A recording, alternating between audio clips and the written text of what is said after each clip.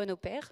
Vous êtes vice-président de la métropole de Lyon, mais aussi, et surtout, on pourrait dire aujourd'hui, le président de Foncier Solidaire France. Où en est le BRS aujourd'hui, d'après vous?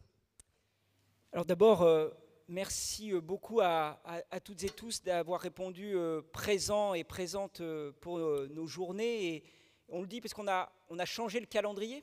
C'est la première fois que nous nous réunissons l'été et on s'est vu il n'y a pas si longtemps que cela finalement. Et du coup, ce sera aussi un élément de la réponse. On s'est vu il n'y a pas si longtemps que cela à Nantes. Et donc, vous êtes plus de 300 inscrits et inscrites. Et c'est pour nous extrêmement important. Vous allez voir que ça va nourrir aussi une partie de nos réflexions. Le BRS est là et bien là. Et ce sera bien un de nos points. Et puis, évidemment, je remercie Suzanne Broly pour son accueil. Évidemment, l'Eurométropole et la ville de Strasbourg, mais aussi les OFS partenaires, parce que c'est toujours important d'être reçu, bien sûr par les OFS, mais par les collectivités qui s'engagent dans une politique publique volontariste, et Suzanne la porte avec force dans bien des domaines, et donc c'est pour nous précieux d'être ici. Donc quelques mots quand même sur le BRS. Le BRS continue, alors on s'est vu encore une fois, il y a peu de temps, mais on va faire le point sur les chiffres, et on voit très très bien que nous sommes toujours dans cette progression. Notre repère, vous verrez qu'il s'affinera au fil des années, parce qu'on est au début de nos livraisons, il faut quand même être aussi au clair. Il y en a, heureusement, hein, donc on sait que le BRS fonctionne, mais on regarde beaucoup l'engagement. Et on est aujourd'hui à 24 000 BRS engagés. Ça veut dire que ça commence à changer la vie de Françaises et de Français, et sensiblement. Voilà, je suis tout à fait d'accord, d'ailleurs on le dit régulièrement, le BRS n'est pas l'unique solution, ce serait un leurre absolu, ce serait d'ailleurs une faute que de le penser ainsi.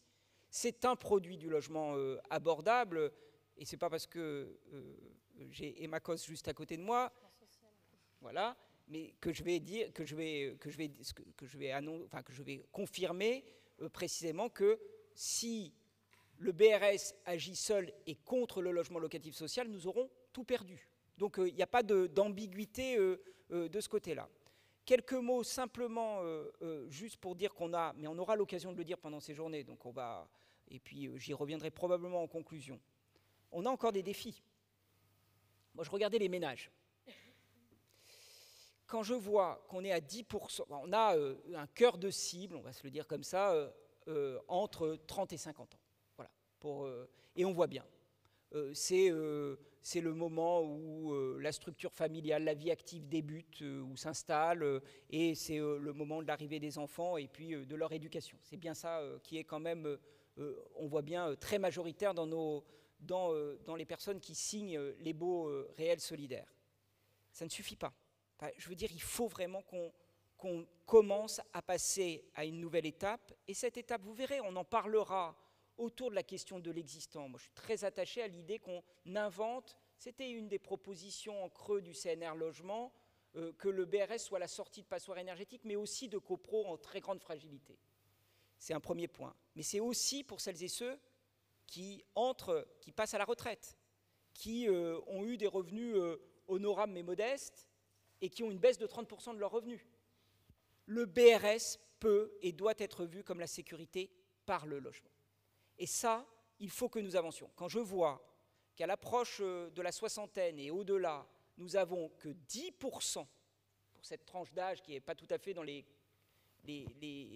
classements statistiques, mais si on essaye de regarder l'approche de la soixantaine et au-delà, on est à 10%. Ça n'est pas satisfaisant, ça s'explique.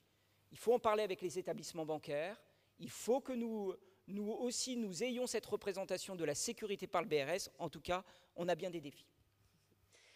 Et le réseau Foncier Solidaire France dans tout ça? Eh bien, justement, on a toute une série d'éléments de plaidoyer.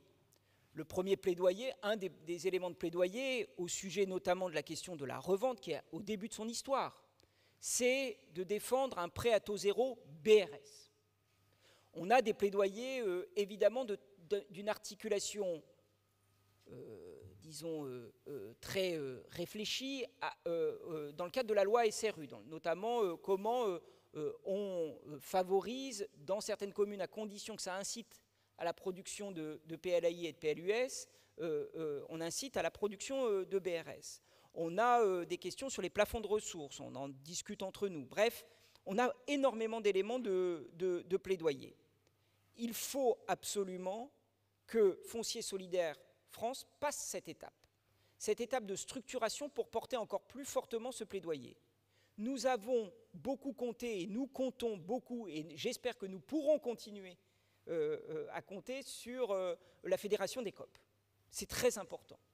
Sans elle, et je salue Marie-Noëlle Lindemann, mais sans la Fédé des COP, il n'y aurait pas de Foncier Solidaire France. Enfin, il faut quand même le dire et remercier évidemment toutes celles et tous ceux, et je pense évidemment à Vincent Laurier, je pense à Juliette Grenier qui est ici, heureusement qu'on ait appuyé fortement. Mais il y a un moment où il faut aussi qu'on passe une étape. Cette étape, c'est celle de la structuration. On vient, alors il n'y a pas trop de suspense, parce que je crois que tout le monde est au courant dans la salle, on a publié un poste de secrétaire général, donc ça veut dire qu'on passe une étape, c'est l'étape qu'on a validée entre nous, ce qui veut dire aussi des adhésions un peu plus importantes, même, là j'entends déjà des cris dans la salle, mais non, mais de fait on a augmenté le montant des adhésions, mais c'est une étape importante. Pourquoi ? Parce qu'aujourd'hui, au-delà même de notre réseau, beaucoup parlent du BRS. Le BRS, il y a 4 ans, il fallait encore convaincre les promoteurs d'y aller. Moi, en tout cas, je parle de mon territoire. Je me souviens de la première réunion en tout début de mandat en 2020 avec la FPI qui était sceptique. Ce n'est plus le cas aujourd'hui. Crise aidant d'ailleurs. Hein. Enfin, elle nous a finalement conduit aussi à reconsidérer des choses.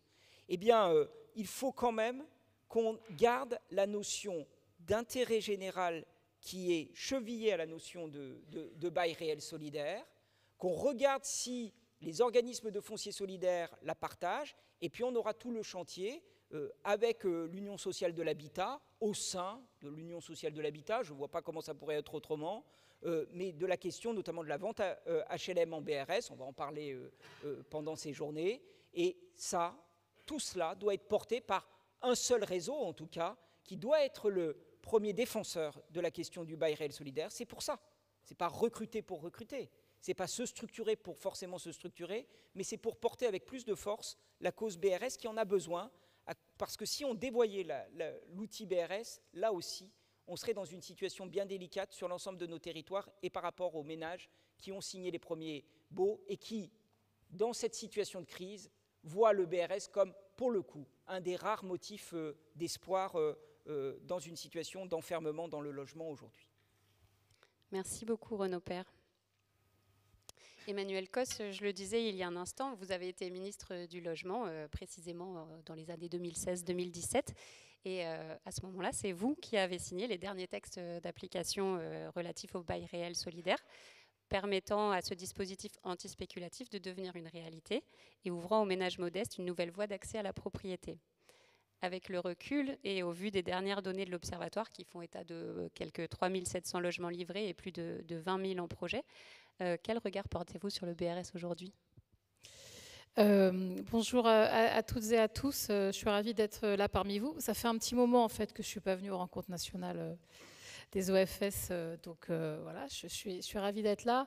Le bilan après 9 ans, pour moi, il est bon, d'une part parce que nous avions une idée, on était assez minoritaire à la porter, mais nous avions une idée qu'il fallait relancer l'accession sociale à la propriété pour des ménages qui sont dans les plafonds de l'accession sociale. Et je pense qu'on a fait la preuve qu'avec cet outil, c'était possible.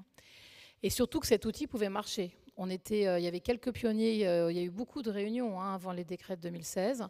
Au final, aujourd'hui, on sait que là où c'est porté correctement, que c'est bien fait et que ça épouse cet esprit, ça fonctionne très bien. Et y compris en matière de revente, ça fonctionne, malgré les questions. Donc, je le dis autant comme quand j'étais ministre qu'en tant que présidente de l'USH, moi, j'ai jamais pensé que c'était un outil de masse. Je ne l'ai jamais pensé comme le fait qu'on allait faire 500 000 logements avec du BRS. Ça n'a pas été conçu comme ça. Ça a été conçu Et je pense que tout le monde doit avoir ça en tête quand il travaille à son propre OFS et au programme. Ça a été conçu pour faire de l'accession sociale à la propriété. Donc le BRS, ça a une cible, ce sont les ménages qui sont dans les plafonds de ressources de l'accession à la propriété. J'ai tenu les mêmes propos à Paris il y a quelques années, donc je vais être assez claire. Moi, alors, je ne suis pas corporatiste, mais quand même un peu. Je défendrai toujours le BRS dans l'esprit dans lequel il a été conçu. Il n'a pas été conçu pour sauver la promotion immobilière de ces déboires. Voilà, je le dis, ça vous soulagera, c'est moi qui le dis. Après, je m'en expliquerai avec la FPI, mais je le dis très sincèrement. Qu'ils aiment ou pas notre produit, ce n'est pas mon sujet. Si des gens veulent faire de l'accession sociale, de l'accession maîtrisée, qui vise les ménages des déciles qui n'arrivaient plus à accéder à la propriété, tout le monde est bienvenu. S'il s'agit d'être demain un outil qui va en fait permettre à une profession de continuer un travail qui en fait ne permet pas de loger correctement les Français, mais surtout de faire des produits immobiliers, ça ne m'intéresse pas. Et je le dis très fermement parce que je pense qu'on doit être conscient de la chance qu'on a d'avoir cet outil. On a quand même des programmes, moi j'en ai visité plein, qui sont extraordinaires. Ça nous permet de remettre de l'accession qui est vraiment maîtrisée et sécurisée dans des territoires où on n'y arrivait pas. Et même d'ailleurs dans des territoires où les prix ne sont pas très élevés. Mais il n'empêche que l'OFS nous permet justement de baisser les annuités de crédit et puis d'aller chercher des ménages qui n'étaient pas assez sécurisés. Si on fait ça parfois dans des opérations mixtes, c'est très bien. Mais pour moi, ce n'est pas un outil qui sert de relance à un secteur. C'est un outil d'accession sociale à la propriété tout court. Et de ce point de vue-là, c'est vrai qu'on est... j'ai pas vu les derniers chiffres. J'aimerais qu'on soit plus... Enfin, c'est vrai que moi, j'aimerais qu'on arrive à multiplier par 2 la production et les livraisons. Je pense que néanmoins, c'est difficile pour plein de raisons. D'une part, parce qu'il y a eu du temps de mise en œuvre. Ensuite, il faut que nos opérations financièrement rentrent dans les coûts de sortie qui permettent aux ménages qu'on vise donc il faut maîtriser ces coûts de sortie, c'est extrêmement compliqué entre les coûts de construction, les coûts du foncier, mais on y arrive quand même. Je veux dire, on y arrive y compris dans des territoires très chers. Donc évidemment, avec des collectivités qui vont s'y engager, y compris aider ces opérations, avec de la maîtrise foncière, etc. Mais si j'insiste autant là-dessus, c'est que... et de ce point de vue-là, j'aurais tout mon rôle si un jour ces discussions étaient présentes. Moi, je ne cherche pas à ce qu'on justement banalise ou qu'on dénature le BRS parce qu'on voudrait d'un seul coup en faire un outil de massification. D'où le débat sur les plafonds. Je redis ce que j'ai dit à Paris il y a quelques années. Le jour où on sort des plafonds HLM, vous perdez la TVA à taux réduit. C'est pas... c'est une réalité. Donc, et par ailleurs, on change de cible. Ça ne veut pas dire qu'il ne faut pas travailler pour les ménages qui sont au-dessus de cette cible. Évidemment qu'il y a besoin aussi d'une accession. Et peut-être qu'il faut aussi un démembrement, mais qui pourrait ne pas s'appeler le BRS, qui pourrait être sur d'autres conditions. Donc ça ne veut pas dire que nos solutions ne doivent pas en inspirer d'autres. Mais en tout cas, la nôtre, il faut être très clair que si elle fonctionne, c'est parce que c'est un package entre le démembrement, la TVA à taux réduit, le prêt Gaïa, les subventions des collectivités, les subventions, on va dire, dans les surcharges foncières, sur certaines maîtrises foncières. C'est ce package qui est là. Donc, ne croyez pas que c'est juste parce qu'on a démembré. Si juste on démembrait, ça ne suffirait pas. Et donc, peut-être qu'il y a un besoin pour les ménages qui sont au-delà des déciles cibles de nos opérations, mais c'est une autre histoire. Donc, je me permets de le dire tout de suite parce que... je sais que, par exemple, parfois on a des discours avec nos interlocuteurs au gouvernement qui disent « oui, mais le BRS, vous faites seulement quelques milliers de logements ». Oui, on fait quelques milliers de logements, mais on loge justement les gens qui n'arrivaient plus à accéder à la propriété. Et puis par ailleurs, je le redis, le BRS, c'est du logement social. Voilà, aujourd'hui, il est décompté dans la loi SRU à ce titre. Ce n'était pas du tout la position des opérateurs HLM et de la fédération. C'est un choix qu'on en fait d'autres. Mais c'est du logement social. Donc ça veut dire que tant qu'il est dans le décompte de la loi SRU, il doit répondre aux objectifs du logement social. Donc à loger des personnes qui sont dans ces plafonds-là, HLM. Et c'est vrai en plus que si vraiment... Et c'est pour ça que moi je suis très... il y a une chose que je voulais dire par rapport à 2016, c'est qu'il y a quelque chose qu'on n'avait pas mesuré, je pense, quand on a créé l'outil. Je dirais que l'outil nous a un peu échappé, mais c'est plutôt, je le dis positivement. La première, c'est qu'en effet, votre agilité, ici, à toutes et tous, fait qu'à un moment, on a dit le BRS pour faire de la réhabilitation, ça peut être intéressant. Je sais que certains réfléchissent à travailler sur les copros dégradés en rachetant des lots. Il y a la vente HLM. Objectivement, moi, en 2016, on n'était pas là. Hein. On essayait juste de se dire qu'il fallait convaincre que le démembrement fonctionnait. Ça, je trouve ça très intéressant. Après, il y a d'autres choses qui nous a échappé, qui, moi, me dérangent plus. C'est qu'on avait laissé une liberté totale sur la formation même des OFS dans l'écriture du texte. Et il y a 2-3 sujets que j'ai vus dans certaines régions qui me dérangent. Parce qu'il y a des opérateurs qui se disent OFS et en fait qui ne sont pas là pour faire ce que nous portons, je crois, ici, collectivement. Et c'est aussi pour ça que le réseau est très important, parce que ce réseau, il permet justement de porter des valeurs ensemble et justement d'éviter qu'on se fasse la foire à n'importe quoi. C'est très clair. Parmi les OFS, plus de la moitié, en fait, sont des organismes HLM. Mais pour l'instant, la production de logements relève majoritairement d'OFS externalisés. Comment les bailleurs sociaux se saisissent-ils du BRS et quelle place ils entendent prendre dans son développement ? Alors, et puis je rappelle que les premiers OFS, c'était des OFS opérateurs. Je pense que le débat est aujourd'hui assez compliqué. C'est que d'une part, il y a donc des OFS, je dirais, territoriaux, enfin portés par donc, des territoires, des collectivités, et puis donc des OFS opérateurs, portés par des opérateurs HLM qui ont fait le choix de mutualiser leurs opérations. Et puis après, il y a eu la modification de la loi Elan qui a permis en fait aux organismes HLM d'être OFS en tant que tels, de manière un peu plus simplifiée. Ce qui est compliqué, c'est que, je pense que ce qui est compliqué, c'est l'injonction. Je veux dire par là que dans certains territoires, même si l'opérateur HLM est OFS, la collectivité nous impose de travailler avec elle, y compris sur des fonciers que la collectivité n'apporte pas. Moi, je pense que ça fait débat. Je ne parle pas des fonciers apportés par une collectivité, tout ça, mais sur des opérations où l'opérateur est lui-même OFS, je pense que, et sur des fonciers qu'on apporte, je pense qu'on doit pouvoir, nous, il n'y a pas de raison qu'on ne puisse pas utiliser notre propre OFS pour le faire, d'autant plus que le temps long, c'est quelque chose qui est notre, en fait, manière de vivre. Et donc, sauf un vrai changement politique énorme et une faiblesse du lobby du mouvement HLM, mais je pense qu'on sera encore là dans 100 ans et on pourra fêter d'autres gens fêteront les 200 ans du mouvement HLM, pas nous, mais on fêtera les 100 ans de l'Union en 2029. Non, mais si je dis ça, c'est que voilà, les opérateurs HLM, et puis il y a parfois, il y a des opérations qu'on choisit de faire avec le territoire, dans son OFS, d'autres opérations qu'on porte en propre. Je pense qu'il faut que les collectivités locales acceptent aussi qu'on puisse avoir ces arbitrages-là en fonction des sujets. Et je pense que moi, j'appelle surtout à un dialogue. En tout cas, et je le dis ici devant beaucoup d'élus très impliqués sur les OFS, je ne pense pas qu'il y ait un outil meilleur que l'autre. C'est des logiques qui sont un peu différentes.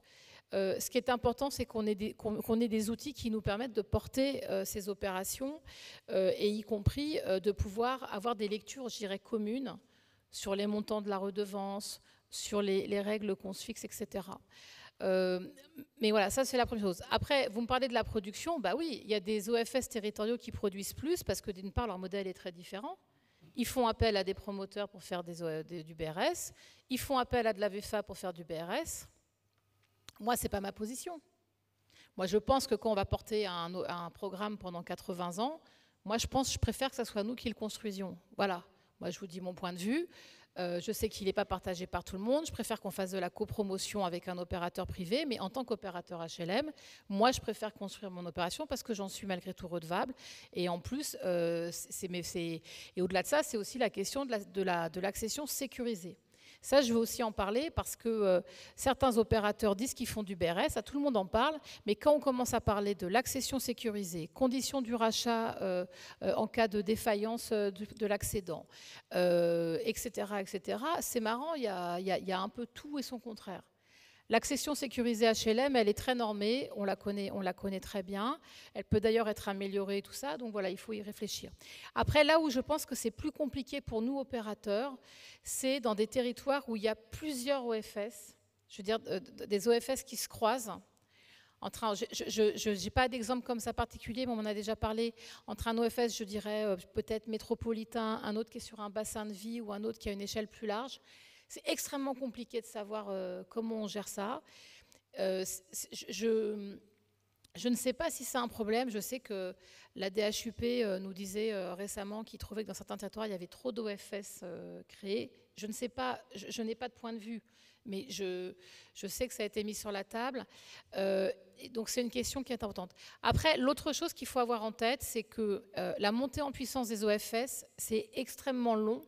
Parce que vous connaissez donc le système, il faut donc commencer les premières opérations, acheter les fonciers, pour en commencer d'autres, enfin en poursuivre d'autres et tout ça. Et donc c'est sûr que la montée en charge, elle est extrêmement longue. Et puis très clairement, on a été quand même impacté par la crise immobilière, dans le sens où des fonciers qui devaient être libérés l'ont moins été. Donc ça, c'est une des difficultés. Moi, néanmoins, je sais, en tout cas, parce que moi, je suis administratrice d'un OFS opérateur, et je le revendique fortement. Nous, on n'a pas à rougir de nos résultats dans la zone la plus chère quand même de France. Donc voilà, je pense que... Mais c'est bien qu'on ait un peu tout. La question, c'est qu'il ne faudrait pas qu'on se concurrence, et y compris, alors ça, moi, je le dis, par exemple, dans des OFS opérateurs, en tout cas, nous, dans l'OFS francilien, la directrice Cécile Hagman a aussi mis des règles pour qu'il n'y ait pas de surenchère entre opérateurs. On a mis des règles sur la manière dont on allait se positionner par rapport aux consultations. Et ça, je pense que c'est quand même notre professionnalisme et notre savoir-faire de travailler ensemble au secteur HLM qui nous a permis de poser ces règles. Je ne suis pas sûre qu'elles ont plu à tout le monde, mais en tout cas, nous, on se les a imposées. Et je pense que ça nous permet de garder cette intégrité et ces valeurs qui sont importantes pour nous. Merci beaucoup, Emmanuelle Cos. Je crois, avant de donner la parole à Arnaud Portier, je crois que Renaud Père voulait réagir. Non, parce que cette question de la concurrence, ou en tout cas de ce que dit la DHUP ou de ce que dit Emmanuelle Cos sur finalement la pluralité, le nombre d'OFS, de fait, c'est un sujet. Parce que ça donne... On a d'abord des situations totalement différentes. Et ce qui me fait d'ailleurs dire que je voulais absolument pointer, même en réponse à vos premières questions, n'oubliez pas, mais là tout le monde le sait très largement, que nous sommes aussi dans une gouvernance plurielle, représentative des différentes familles. Et que, j'y tiens en tant que président, mais que nous y tenons, c'est même pas une question, et que nous avons veillé, et que nous veillons à la respecter. Il y a deux vice-présidents, Christian Chevet qui représente les COP, Stanislas Dandievel qui représente les collectivités. Moi, là, en l'occurrence, je représente aussi les collectivités, mais on sait qu'on a les EPF. Donc, on a cette gouvernance plurielle et on y tient particulièrement et c'est important. Mais la question de la concurrence, à partir du moment où le nombre d'OFS devient un sujet de concurrence, là, attention. Et pas forcément par rapport à est-ce qu'il y en a un ou deux qui vont survivre, c'est pas ça. C'est que n'oubliez pas d'abord qu'on n'a pas encore complètement transformé l'essai de la connaissance du bail réel solidaire. Si demain, vous avez des politiques, et notamment des redevances ménages, qui vont de 0, sur un même territoire, qui vont de 0,5 à 4, j'exagère probablement, hein, mais ça ira pas. Donc, là, c'est le côté élu d'une vice-présidente d'une collectivité. Il me semble quand même qu'il faut qu'il y ait une politique publique du bail réel solidaire. Et donc, il faut qu'il y ait des orientations. Quand on arrive à des situations où l'OFS lui-même se dit « Eh bien, j'ai chevillé au corps la notion d'intérêt général », et c'est le cas quand même de la très très grande majorité, hein, mais eh bien, je vais être vigilant sur la question de la redevance, par exemple. Mais moi, ce qui m'inquiéterait, c'est comment les OFS en concurrence feraient encore accroître le coût du foncier. Et c'est quand même ça qui est quand même aussi une de nos préoccupations majeures. Et donc, il faut qu'on soit très, très vigilant. C'est un des défis. Je ne voulais pas lister dans les défis quand même, mais on sait qu'on a des discussions avec la DHUP, avec les CRHH sur la question de l'agrément. Il y a eu des premières années où, selon les régions, l'agrément allait un peu vite. Et donc, cette question de la régulation, elle doit être posée. On tourne un peu autour, il faut quand même qu'on se le dise, mais il va falloir quand même qu'on la pose très clairement. Et c'est aussi pour ça qu'on a besoin d'un réseau puissant. Merci. Arnaud Portier, Renaud Père disait à l'instant que le réseau est pluriel. Vous représentez justement une branche un peu particulière de la famille des OFS, les EPFL, établissements publics fonciers locaux. En l'occurrence, vous dirigez celui du Pays Basque. Est-ce que vous pouvez nous expliquer ce qui amène un établissement comme le vôtre à demander l'agrément d'organisme foncier solidaire? Oui, merci. Bonjour à toutes et à tous. Qu'est-ce qui nous a amené en fait à nous poser cette question? Il y a déjà plein de réponses qui ont été données dans les interventions précédentes. Déjà, les établissements publics fonciers sont un acteur de la chaîne de production du logement social entre la collectivité et l'opérateur, puisqu'en fait, on est amené effectivement à faire l'acquisition de foncier pour permettre la mise en œuvre de ces opérations. Et c'est vrai que au début des réflexions, et on a eu la chance sur notre territoire, et j'en profite ici pour le remercier, Imed Robana, le directeur général du COL, qui effectivement très rapidement est venu nous trouver, on a échangé et nous a associés aux travaux de réflexion sur effectivement, et avant la signature par Madame la Ministre de l'ensemble des décrets et ordonnances permettant la mise en œuvre du BRS. Et c'est vrai que ce qui nous a directement intéressés en fait dans cette démarche, il y a foncier, déjà, dans organisme foncier solidaire, donc forcément ça nous interpelle. Il y a solidaire, parce que je crois que vraiment l'ADN aussi des établissements publics fonciers, c'est vraiment de travailler pour le territoire, l'intérêt public. Et on a de cesse de chercher en fait à maîtriser des fonciers à des prix acceptables. On essaye toujours, alors je sais que c'est pas toujours très apprécié par les propriétaires immobiliers, mais c'est vrai qu'on essaye toujours d'être dans le bas de la fourchette du prix. C'est-à-dire qu'on cherche à vraiment négocier du mieux possible pour rendre finalement faisable la mise en œuvre des opérations de logements sociaux. Et ça a été dit, on a vu depuis toutes ces années la difficulté de plus en plus croissante finalement à réussir à produire et à équilibrer ces opérations. Et ce qui nous a véritablement intéressé dans cette démarche, c'est cette capacité à travailler sur ce principe de dissociation foncière et de permettre effectivement la production de logements à des prix abordables. Très vite, on a aussi eu comme axe principal et comme motivation principale de faire en sorte de travailler pour que le BRS ne soit pas un outil de spéculation foncière. Et c'était pas du tout justement l'esprit de la mise en œuvre du BRS, hein. C'était bien de faire en sorte que ce soit un outil justement de maîtrise des prix, mais en même temps aussi sur la question foncière. Donc on s'est dit finalement, voilà, le fait que les EPF continuent à avoir leur mission de négociation, ça permet effectivement d'acheter des fonciers à juste prix. Par rapport à ce que disait Emmanuel Cos, on s'est retrouvé dans une situation où des collectivités nous ont demandé est-ce que vous allez intervenir et racheter aux promoteurs privés les fonciers qu'on leur demande de faire en logements locatifs sociaux pour faire du BRS. On a dit bah non, on ne fera pas ça. Un des principes fondamentaux dans la création de notre organisme foncier solidaire, c'est de dire qu'on n'interviendra que sur des fonciers que le PFL aura négociés au préalable, voilà, directement auprès des propriétaires et non pas en rachat auprès des promoteurs. Donc l'idée, c'est vraiment d'être dans la garantie comme Emmanuel Cos dit qu'elle aime bien porter des opérations qu'elle a construites, ben nous on aime bien faire de l'OFS sur des fonciers qu'on a nous-mêmes négociés. Donc il y a effectivement ce principe-là. Et puis on était, c'est vrai, dans les premiers échanges, on était un peu à contre-courant des réflexions. Alors c'est peut-être lié à notre territoire, parce qu'en fait, comme on savait qu'il allait avoir un super OFS qui allait se mettre en place avec celui du COL, et qu'ils avaient un savoir-faire, et c'était leur métier de construire des logements, sur le neuf, en zone tendue, on s'est dit en fait on n'a rien à apporter, on n'a pas la dimension financière en fait qui nous permettra d'accompagner. On pourra être en complément finalement de ces interventions, ce qu'on fait aujourd'hui, puisque on a 2 opérations sur Bayonne qui sont, pour une qui vient d'être livrée je crois la semaine dernière, et une qui est en cours de finition. Donc on travaille en collaboration avec le COL. Notre OFS porte le foncier et la maîtrise d'ouvrage et la construction et la commercialisation des travaux se fait par le biais du COL. Et nous, notre intérêt ou notre réflexion, c'était de se dire qu'on intervenait, on accompagnait des collectivités, ou même là où le foncier n'était pas hyper cher à l'époque, en fait, les simples coûts des travaux de réhabilitation ne permettaient pas de commercialiser ces logements. On était au-dessus des prix du marché.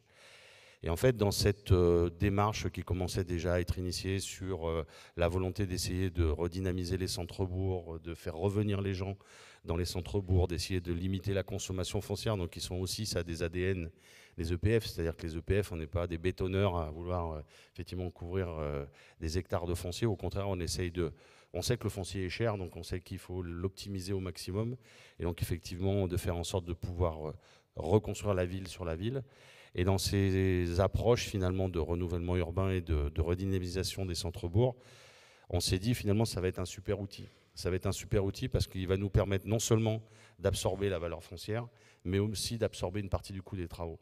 Et aujourd'hui, en fait, on fait des opérations et lundi prochain, on a une visite à Tardets. Alors ça ne parlera pas à grand monde, mais c'est un village qui se situe en Soule, qui est une partie rurale du Pays Basque, parce que le Pays Basque, c'est pas que la côte d'Azur, la côte,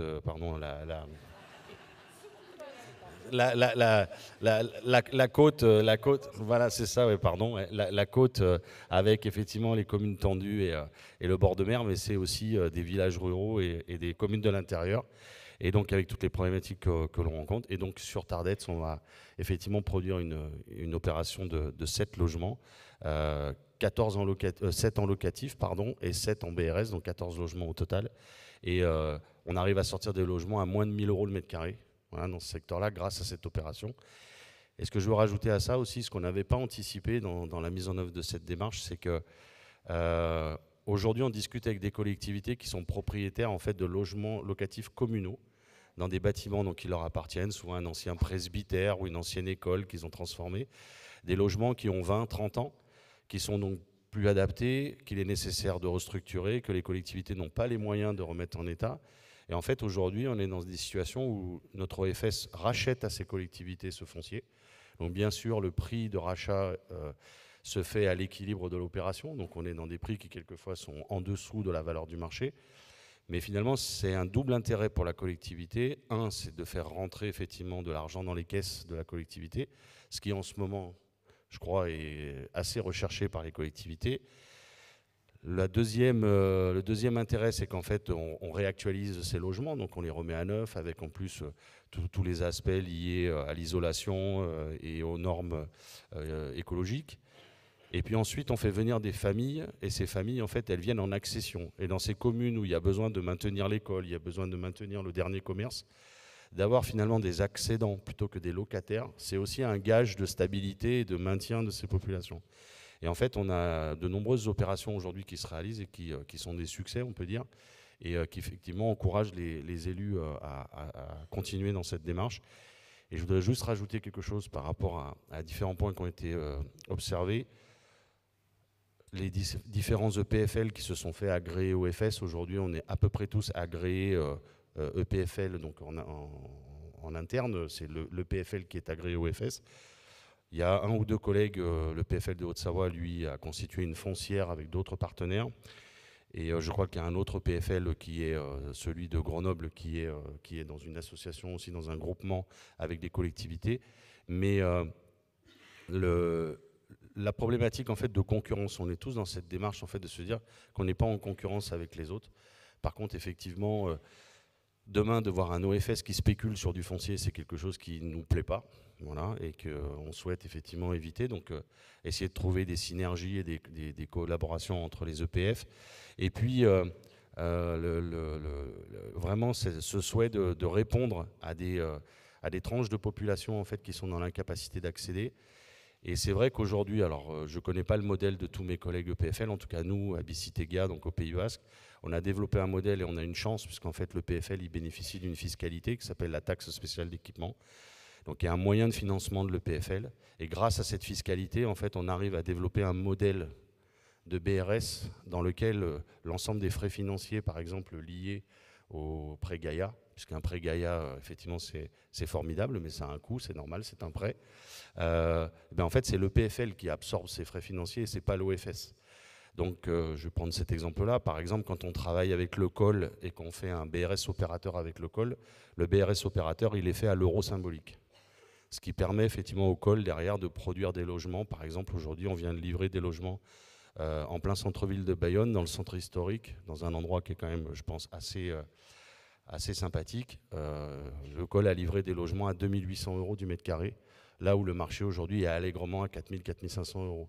Donc on a rendu 29 familles formidablement heureuses, puisqu'en fait, ils sont aujourd'hui habitants en plein centre-ville de Bayonne, à des tarifs qui sont complètement impossibles à trouver. Et c'est vrai que c'est un côté en tout cas qui est intéressant et on cherche véritablement à développer et à maintenir ce process. Vous me disiez, quand on a préparé votre intervention, que la force aussi de l'EPFL, c'était de pouvoir faire des opérations dans la dentelle, justement des parfois toutes petites opérations. Est-ce que vous pouvez nous en parler un petit peu ? Oui, alors ça c'est vrai aussi que c'est lié au partenariat et aux échanges qu'on a régulièrement avec les opérateurs. On peut concevoir effectivement que quand on est à Licatéré, là aussi ça parlera à pas grand monde, mais c'est une petite commune sous le Thine, où il doit y avoir à peu près 120 habitants, et qu'on va être amené à réaliser 2 BRS pour permettre justement l'installation de 2 familles, parce que ce qu'on ne dit pas aussi, et qu'on est en train de travailler sur notre territoire, c'est que le BRS, ça peut être demain aussi un moyen pour maintenir l'activité agricole.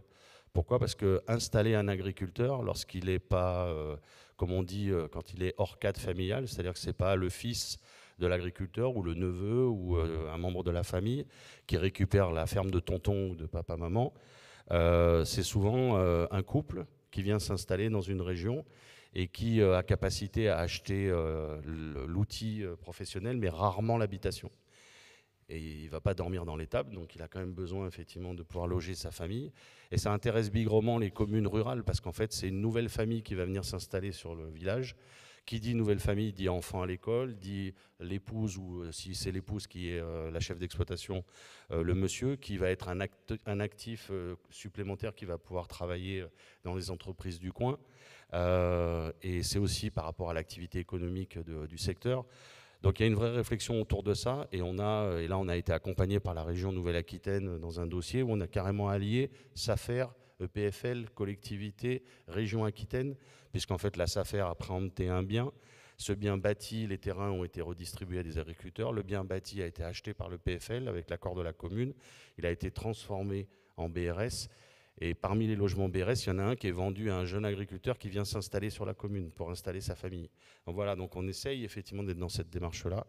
Et je crois que c'est aussi un des intérêts en fait des OFS portés par les EPFL, c'est de pouvoir faire ces opérations qu'on peut concevoir effectivement sont plus compliquées pour un bailleur social, puisque avoir uniquement 2 logements dans une commune et peut-être pas d'autres opérations dans le secteur ou d'autres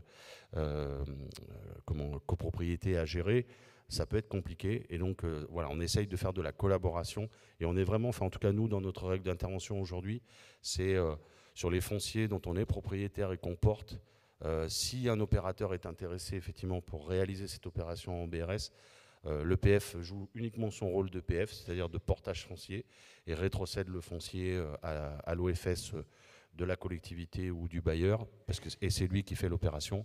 Et quand effectivement il n'y a pas de solution, ou que notre modèle économique permet finalement d'aboutir l'opération alors qu'elle aurait été beaucoup plus compliquée ou réalisable différemment, à ce moment-là effectivement on s'engage. Merci beaucoup. Ça permet de voir que la diversité des modèles des OFS permet aussi de répondre à des situations elles aussi diverses, et à condition qu'il y ait une collaboration entre les différents organismes, que ce soit les OFS ou les EPF ou les collectivités, finalement on peut trouver des solutions vraiment appropriées à chaque territoire. Mais là encore, à la condition qu'il n'y ait pas de concurrence entre les acteurs. Merci beaucoup à tous les trois. On a une petite pause devant nous avant la table ronde tout à l'heure sur l'Europe.